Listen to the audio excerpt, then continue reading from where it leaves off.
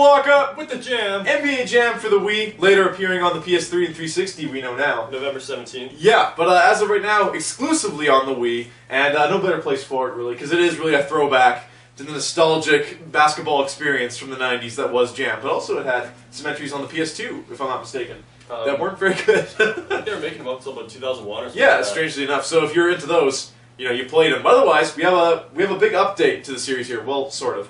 Of course, the rosters are all updated in here, so you have all the current teams and stuff like that. Not to say you can't unlock classic combinations of characters as well as presidents and the Beastie Boys. Because why the hell not? Bunch of different modes in here. Where it really shines is the multiplayer, sir.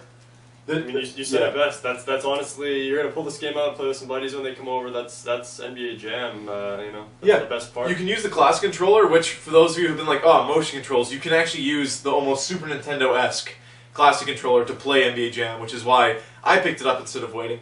And totally worth it too. It has like the kind of funny big head thing. Their facial expressions are hilarious on the players. You can get a big head mode to extenuate this. Basically, there's just photorealistic pictures of like characters' faces from like multiple angles, depending on where they are. Sometimes they'll have goofy faces when they're doing big jams and things like that. The announcer from the original game is back. He's back. It sounds the same. Bunch of new modes. There's like a half-court mode where you only score points from certain circles. It's kind of like the best thing I can compare it to is graffiti mode in Tony Hawk.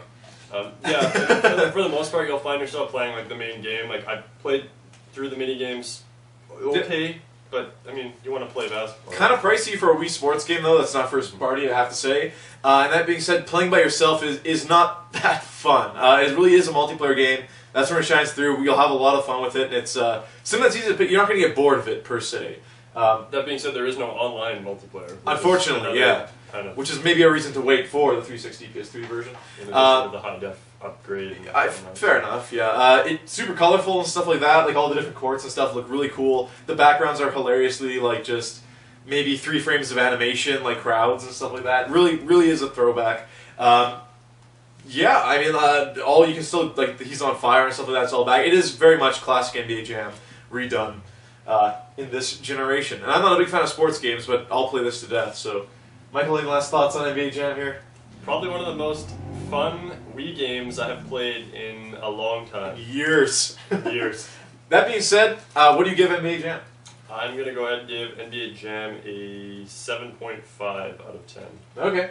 Above average experience. The way I see it is the single player really does fall on its face and there's no online, so unless you're with a buddy, not the greatest thing to pop into your Wii, I guess. I'm going to go with a 6.5. That being said, excellent multiplayer, hard to beat on the Wii, but you know, maybe wait for the price to fall a little bit, I could say. Boom shakalaka!